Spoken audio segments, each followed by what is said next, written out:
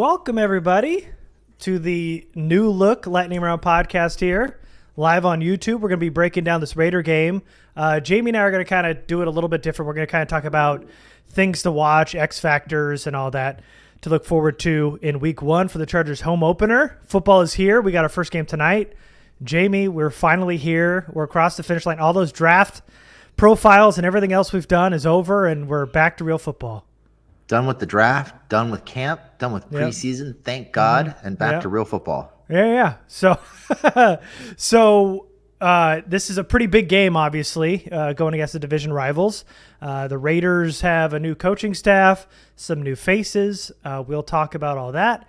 And I think the first thing, Jamie, we got to talk about is kind of these corners, especially for the Chargers, because J.C. Jackson may be playing. He might not be playing. And if J.C.'s not playing, then we got to talk about some of these matchups. Yeah, I think obviously J.C. playing has a huge factor in how things go on defense because it dictates how they need to go about covering Darren Waller and Davante Adams in particular. So And Renfro. Yep. But I think their ability to cover, hopefully, Davante Adams just with J.C. Jackson opens up the defensive game plan, right? Because now you don't have to double team a Davante Adams with, say, a Michael Davis and Derwin, or a Michael Davis and a Nasir Adderley. Mm-hmm. You can pretty much lock him down with one person, maybe with some occasional help to mix things up. But for the most part, you're going to leave J.C. on an island out there with Davante. Yep. But if J.C.'s not out there, that changes the game plan pretty significantly. You know, I've seen people saying, oh, they're fine. They don't need JC. Michael Davis shut Davante Adams down in 2019. He'll do it again. I mean, okay, I guess. I don't know that's something we want to bet on. You know, Davis had a great camp. He looked really good in the preseason. They've been moving him around a lot. Mm-hmm. I don't think you want to put him on an island out there with Davante Adams for 75 plays and expect that that's going to be the outcome. Just because it happened in 2019. A lot has happened since 2019. So, yeah. If there is no JC and it is, in fact, Michael Davis covering Davante Adams more often than not, then they're going to have to give a lot of help. You're probably going to see some bracket coverage on Davante Adams, probably some combination of Derwin or Asante Samuel. Derwin or Nasir Adderley, or maybe even Alohi Gilman if he's on the field. Let's hope not. Mm-hmm. Sorry, distracted by the comments. But I think you'll see some brackets, some double teams, things like that, trying to be creative and multiple in the ways they go about covering Davante so that he doesn't get left on an island with Michael Davis, because I think that's a little scary. I don't think they have any one person that you can really look to right now and say, yeah, they can handle Davante on an island. I don't think you want to test that. Yeah, the beautiful thing about acquiring J.C. Jackson is you can leave him on an island and he can go one-on-one with anybody. And so if he's there, it's great news for the Chargers. And the acquisition of J.C. Jackson was going to kind of unlock Derwin, because you knew that he was going to be one-on-one by himself, covering more times than not the other team's number one wide receiver, and then Derwin would be open to do a lot more other things. If J.C. Jackson isn't playing, I think we'll see a lot of bracket. I think we'll see Nas over the top, a lot of matchups with a lot of these different corners depending on where he's lined up, whether it's Bryce Callahan if he's lined up in the slot, or if it's going to be Zont or Michael Davis. But luckily, this offseason, the Chargers got a little bit deeper in their DB depth. So even if J.C. Jackson isn't going, and just for argument's sake, let's just say that, because it's an easy problem to fix. If JC's in there, then he's locked up with Davante Adams, and then you got no issues and game plan as usual. But if JC's not there, you're probably going to see the bracket with Davante Adams. You're going to have to give him a lot of attention, where somebody over the top is going to have to take away anything over the top of the defense, whether it's Nas or Derwin or God help us, it's JT Woods or Alohi Gilman.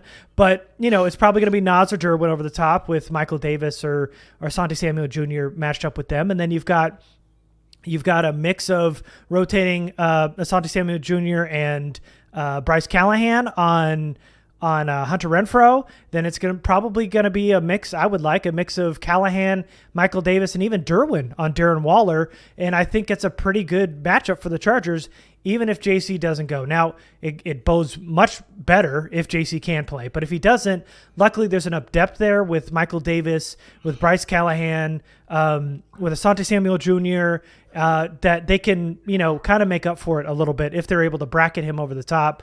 But again, you're kind of locking up two defenders on one guy, which is going to leave a lot of one-on-one matchups, which means, Asante and Bryce Callahan are going to really have to win their battles on Sunday if they do that. So the whole Davante Adams, Michael Davis thing, which I heard a lot too this week about locking him down. I mean, forget about all that. That was a long, long time ago. I wouldn't expect Michael Davis to be matched up on him and to lock him down if he is. I think there's going to be a lot of give and take on Sunday. And just moving to the other side of the ball, just because we're breaking this game down, without J.C. Jackson, it's the same thing on the other side too for the Raiders. There's kind of, while I said the Chargers have some DB depth, the Raiders don't really have the depth they've had, and they haven't really had a good cornerback group in a long time. But I thought Nate Hobbs, going back and watching him last year, was really, really good for them. More of a nickel corner.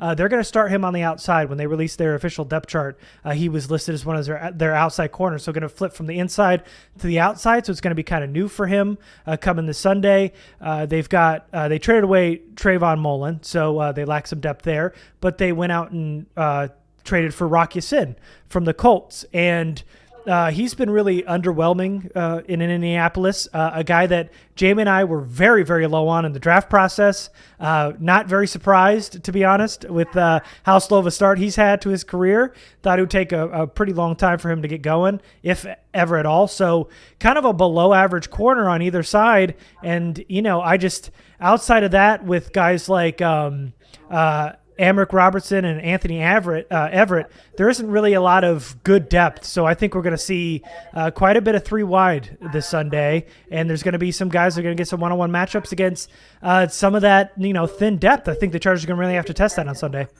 Yeah, we talked about it when we did the Raiders preview prior to the preseason. I think the Raiders secondary is pretty slow and they lack playmakers on the whole. Nate Hobbs had a great year last year, but once you get past him, they're slow. They don't make a whole lot of plays. They're really a zone coverage bunch. I don't know that they have the talent to be able to press and play the Chargers wide receivers man-to-man, but I think, they can probably bracket Mike and Keenan and kind of challenge Josh Palmer to beat them. Mm-hmm. And I think it's going to be important for Palmer to make a lot of plays. He's probably going to get targeted quite a bit. And I think the game plan for the Raiders is going to be, let's take away Keenan in the slot. Let's take away Mike outside. Let's see if Josh Palmer can live up to the hype on the other side and see if he can make some plays. So I think a huge X factor for the Chargers on offense is going to be Josh Palmer's ability to beat the second, third, and fourth wide receivers for the Raiders, make plays in the intermediate and deep parts of the field, and see if they can force the Raiders to roll some coverage his way and maybe not be able to bracket Keenan and Mike as much as they're probably going to try to, particularly as they get closer to the red zone. Yeah, oh, absolutely. So just some of these questions here. So Josh, thanks for the shout out on the graphic. Love it. If you're listening to this, go on YouTube, check out. We got a brand new graphic for the season, of course. Had to get better this season. So let's see. Josh also asked, should we be worried about how McDaniels deploys his running back committee?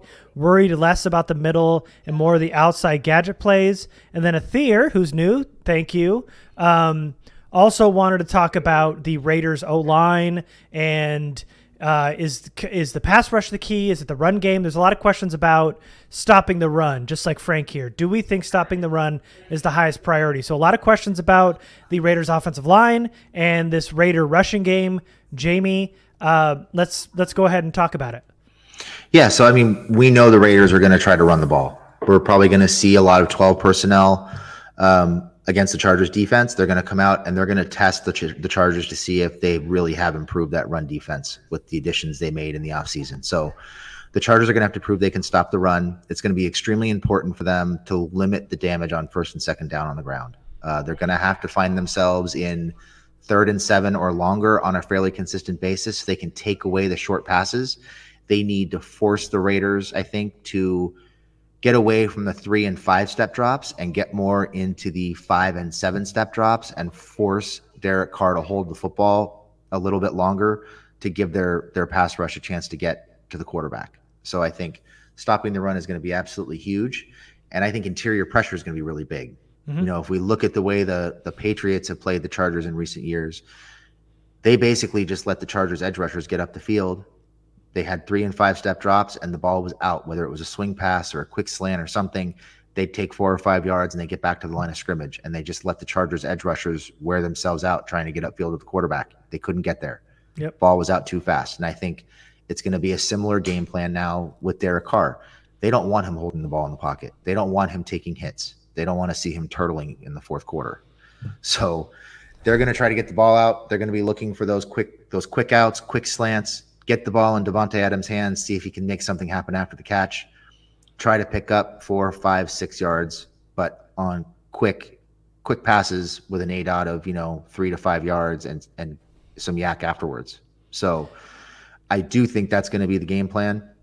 So if the Chargers can stop the run and they can create some interior pressure with guys like Fox and Tillery and Sebastian Joseph Day, I think they have a really good chance to get to Carr and kind of derail that game plan. But it all starts with stopping the run on first and second down. Yeah, and I think for both teams, and I think a lot of the weaknesses kind of mirror each other with both these rosters. But both these teams have a lot to prove. I mean, the interior had been a weak point for both teams. So the Chargers are going to Chargers and Raiders are both going to try to steal some yards on the ground. That's what they're going to try to do. And the recipe to beat the Raiders have been pretty easy every year. Stopping the run early, like Jamie's talking about, first and second down. Make Carr throw it 35, 40 times a game. Wait till he makes a mistake, because he will make a mistake, and then make him pay when he does. And so that's no different. And the running back room is fairly weak on paper with Josh Jacobs, who they didn't we don't even know if he'll be here next year with the Raiders. They declined his 5th-year option. Brandon Bolden, the expatriate with McDaniels, Amir Abdullah, and then the kind of the preseason star so far, the rookie Zamir White. So there's not a lot of guys that scare you in that group. And quite honestly, it kind of seems like if they're going to run the ball, that won't be an issue, because there's not a lot of talent there. But the interior for both teams have to stop the run. And the Chargers, who were one of the worst run defenses last year, have to go and stop the run and make Derek Carr throw the ball on Sunday. And like Jamie's talking about, was something I was going to bring up too, interior pressure is going to be huge, because I think for both these teams, the edge guys are going to get a lot of attention. We're going to see Joey Bosa, Khalil Mack get chipped a lot. We're going to see them get doubled. Same thing on the other side with Chandler Jones and Max Crosby. Going to get doubled, going to get chipped a lot, which means there's going to be a lot of one-on-one matchups inside. So a lot of these interior guys for the Chargers, these new acquisitions, Austin Johnson and Sebastian Joseph Day, even Jerry Tillery, and anybody else they employ in the middle, are going to have to win their battles, because they're going to get one-on-one matchups. And then once you start winning those matchups inside, they're going to have to abandon that outside looks where they're giving extra attention and then bring it back inside, giving Bosa and Mack more opportunities on the outside. So both teams is pretty much the same thing. They're going to have to get some interior pressure and then kind of take some of that attention off of those edge rushers, because I mean, quite honestly, both edge rushers have, game wreckers. So they're going to have to really help curtail on both sides those edge rushers. And for the Raiders on the interior, they signed some new guys in free agency: Andrew Billings, Bilal Nichols, but a lot more kind of primarily run stuffers, even though Billings has some pass rushing chops. Neither guy really known to get after the quarterback. They've got Jonathan Hankins, who we know is a premier run stuffer. So it's going to be Matt Filer, Corey Lindsey, and the rookie Zion Johnson, who are going to have to take advantage of, some of that lack of talent and kind of that lack of pass rush on the inside for the Raiders and win those battles inside, because if they start losing, then they're going to have to start leaving those guys on the edge free, and the Chargers definitely don't want that. Yeah, I think, I mentioned Joshua Palmer as a big key for this game. I think the other big key on offense is going to be Trey Pipkins, obviously. Oh, yeah. We haven't even got there yet, but yeah. Yeah, you're talking about winning battles inside. I think Pipkins' ability to function at a somewhat competent level without a ton of help just opens up the offense. It makes everything easier. But if Pipkins is struggling and he needs a lot of help, whether it's chips, double teams, what have you, that restricts the game plan offensively because now they have to shift what they're doing to protect Pipkins. So it's going to be really important that Trey shows that he can somewhat handle these guys one-on-one so that they don't have to help him every play. And because if they leave him on an island out there by himself and he starts playing like Storm Norton did last year, I mean, that just destroys your game plan. It completely destroys your game plan.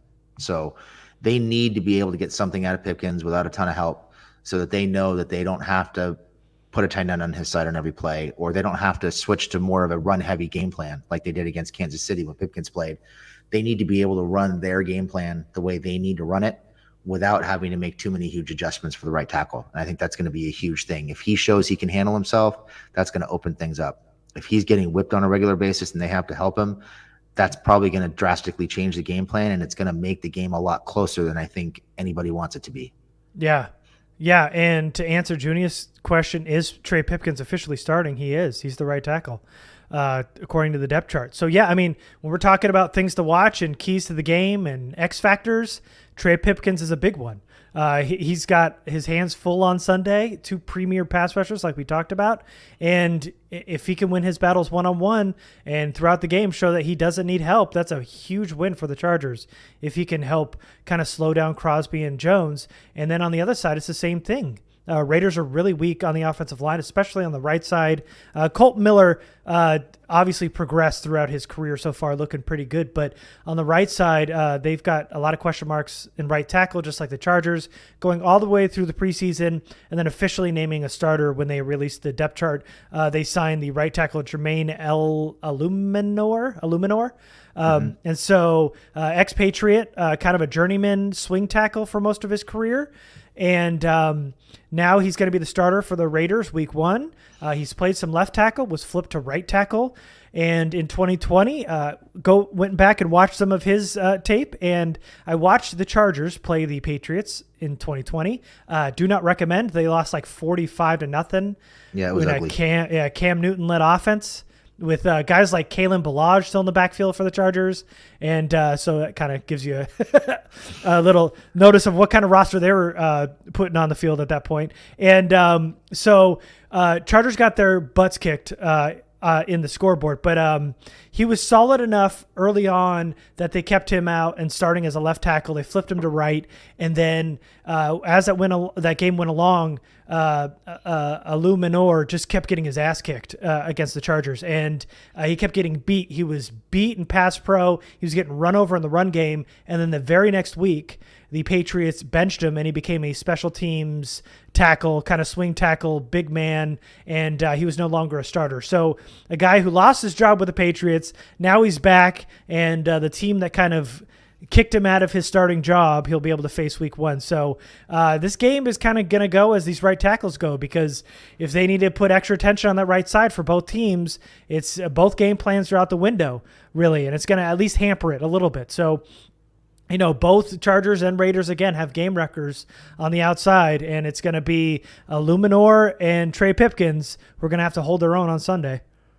Yeah, I think the Raiders have more problems on their hands than just Illuminor. You look at that offensive for sure. line, Yep. Once you get past Colton Miller, who's been pretty good the last couple of years, they've got some problems from left guard all the way over to right tackle. John Simpson, Andre James, and Lester Cotton Sr. Yeah, they got problems. Their 2 guards have 3 years of experience. I think Cotton is a rookie, and Simpson almost lost his job to Parham in the preseason. And Simpson is in his 2nd year, and I think he played pretty well towards the end of the year last year, but overall was not very good. So they have some issues. I think for the Chargers, it's going to be really important for them to be creative with their pass rush, with their pressure packages. I don't want to see Mac on one side and Joey on the other and relying on them to get home off the edge. I'd like to see some packages with them overloading the right side with Mac and Joey, maybe Mac on the outside and Joey on the inside, and somebody like Derwin or Kyle Van Noy lining up in the gap, fitting the gap, trying to force Illuminor and Cotton to figure out who to block and where guys are coming from. I think you can create some mismatches there, get some good one-on-one matchups, particularly in the interior, and help generate more interior rush. And I'd look out for Morgan Fox here. I have a feeling he's going to have a good game. He was really good in the preseason. He's a guy who's shown he can rush inside and outside. I think you'll see him lined up over the guards more often than not in this game. And I think he's a person who has the ability to get home with that interior rush. And if he is getting home, he could have a really big impact on this game. Absolutely. Yeah, the interior of this offensive line is suspect for the Las Vegas Raiders. Chargers have improved, so in that respect, Chargers have the advantage, where I think there's a lot of, again, kind of weak spots on both teams, and luckily Chargers have the advantage there on the interior of the offensive line. And then, but something that they both kind of lack is kind of, a real talent or depth at the second level with these linebackers for both teams, really. Neither team really has a true speedy deep threat on either side, and it's going to be a lot of action at the second level in this game. The Chargers, of course, Kyle Van Noy, like you mentioned, Drew Tranquill, still pretty good in coverage as coverage linebackers. They're going to go against some shifty receivers in Renfro and Adams. But the Chargers have enough DB depth, I think, to help out in coverage. But when they're in zone, they're going to have their hands full for sure. But the Raiders, on the other side, they've got a pretty good coverage linebacker in Jayon Brown, a guy we talked about during the free agent podcast, who they just signed. But outside of that, they've got two linebackers who absolutely cannot cover for shit. They've got Denzel Perryman, who we all know about, and then watching Divine Diablo last year. My God, man. So we know Perryman's a run stuffer. He's a stat collector. He will make tackles 5 to 7 yards downfield, but will tackle a lot and get a lot of stats. But Diablo, I ended up looking it up, ranked bottom 5 among linebackers in coverage. Just awful. Speedy guy, pretty good in the run game. They hope he can turn it around, but man, if you get either of those dudes in one-on-one matchups, Chargers are going to find a lot of success because they've got some huge holes at the second level. You'll get a kick out of this. Raiders fans compare Divine Diablo to Simmons, the kid in Arizona, the linebacker in Arizona. Isaiah Simmons, yeah. Okay. That's pretty common. They think he's a similar athlete and that he's the same kind of player as Simmons. He's an athlete. I'll give him that, but he's not the athlete Simmons is, and he cannot cover. But all right, fine, let him dream. Yeah, I think there are going to be opportunities to attack the second level for sure. We talked about that going into the final game last year. I thought there were opportunities to get Keenan matched up against the linebackers, get Eckler lined up against the linebackers, and find ways to get them the ball in space and have them make plays. And I think those opportunities are still there. Yep. And I think, you're going to see this Raiders defense is different from a schematic standpoint than it was when they saw the last time the Chargers saw them. This was primarily a cover 3 defense under Gus Bradley last year. Now with Patrick Graham coming in, this is much more like the Vic Fangio, Brandon Staley defense. It's more of an amoeba defense. They move around. They disguise coverages really well. They show a lot of 2 high shells at the snap, and they play a lot of cover 4, a lot of cover 7, a lot of cover 2. They will play some cover 3. So it's going to be interesting to see how Justin Herbert has progressed in terms of his pre-snap reads and identifying what kind of coverages he's looking at, because last year there were times where he struggled with those 2 high shells. He was a little bit slow to diagnose who was coming down, whether it was going to stay cover 2 or whether the coverage was going to shift, and he was slow to get the ball out. And there were times, I'm thinking specifically of the Houston game last year, where they had opportunities to make plays, split the safeties downfield and make plays. The ball was late coming out. He was waiting to see guys get open instead of throwing guys open, and he gave up a couple of bad interceptions because he was slow getting the ball out. And I think that's something that's kind of the book on Herbert right now, is adjusting to cover 2, being comfortable letting it rip in the middle of the defense and cover 2 between the safeties and trusting that he can make those plays. We know he has the arm to make those plays. It's just a matter of timing and confidence at this point and understanding what he's seeing pre and post snap. And I think that's the biggest area of improvement for him. So seeing how he handles those 2 high shells and the disguises is, I think, going to be really big. It's going to be a good test for him early, so we get to get an idea of how he's developed in that regard. Yeah. Love it. Great point. And something we're going to definitely see on Sunday for sure. And then we basically broke down both teams entirely almost. We were texting about special teams, which is going to be a big sticking point. Yeah, I just noticed watching a couple of the Raiders preseason games, they seem to have some juice in the return game. And obviously we know the Chargers struggle with that in the preseason. So it'd be interesting to see how the Chargers have improved now that they've gotten some of the guys at the bottom of the depth chart off the roster and they know who their core guys are on special teams. It's going to be interesting to see how they handle that because the Raiders had a lot of big returns in the preseason. Yeah. I mean, so we know offensively, same system, and pretty much the entire offense came back again this year. So we shouldn't see any slow movement there on offense. Defense, same system, same defensive coordinator, some new faces, so maybe they get off to a little bit of a slow start, but there are some, returning starters, obviously. But special teams, Ryan Ficken came in, new system, new scheme, and in the preseason game against the Cowboys, gave up 2 return touchdowns. And, again, like Jamie said, a lot of those guys aren't on the roster anymore. But guys that were on the field like Dean Leonard and Jasir Taylor and Amin Ogbongbemiga were all part of those 2 touchdowns. They were on coverage teams during preseason. Will they be in now when the games count? I'm not sure. But, it's hard to kind of put your finger on it right now because – you just don't know how good the special teams is. And with, they've got Hunter Renfrow returning kicks, and I think Amir Abdullah is returning kickoffs. There is some juice in that return game. And so can the Chargers stop it? And is there can they turn it around from this really bad showing in the preseason? So special teams is going to be something to watch because they're really bad in the preseason. Hopefully they can turn it around with the starters in on Sunday. There was a question here go ahead. You're going to say something? No, go ahead. Oh, so Francis, quick little off-topic question. The NFL Twitter account asks, what is the best feeling in football? Or the best feeling in football is, and then fill in the blank. Jamie, what is the best feeling in football as a Charger fan? A Chargers win. Oh, okay. Yeah, I mean, that's easy and I guess a little boring. But I was going to say, we were talking about special teams. Anytime the special teams is a mess up. Because then it gives the Chargers a chance. Because the special teams have been so bad, I think the best feeling in football is when the Chargers special teams don't blow it. So anything else you want to get to here before we kind of give our little prediction? I think we pretty much covered everything. Okay. All right. You can put your predictions in the chat, but Jamie and I will do our predictions. I guess I'll go ahead and start.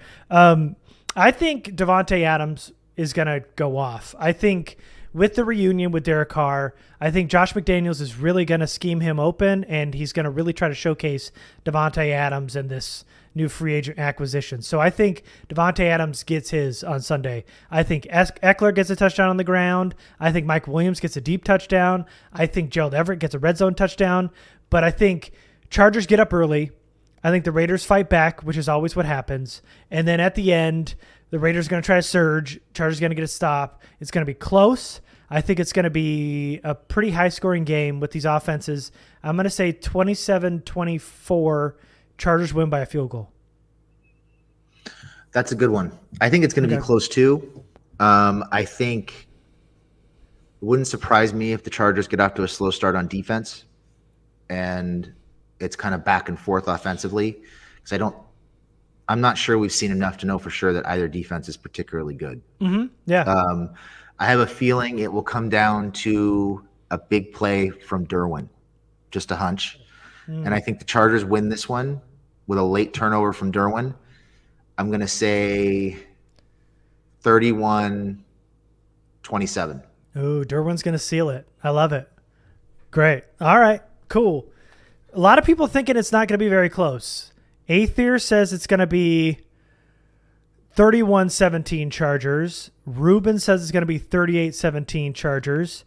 Roland Dubs, who's a Raiders fan, in the chat, what's up, man? Thinks the Raiders are going to win 38-31. So that's a lot of points. 38. Whew. Okay, well, yeah, a lot of people not thinking it's going to be very close. I guess Roland Dubs thinks it's going to be within 7, but we got them a lot closer than the chat does, for sure. Yeah, that doesn't surprise me. Nope, not at all. All right, guys. Well, week 1 is upon us. We're going to go after hours after the game on Sunday. So go ahead and check us out there. Make sure to subscribe. Make sure to subscribe on YouTube, join the Patreon, find us on Twitter and everything else. We appreciate everybody listening, and we will see you next time. Thanks, everybody.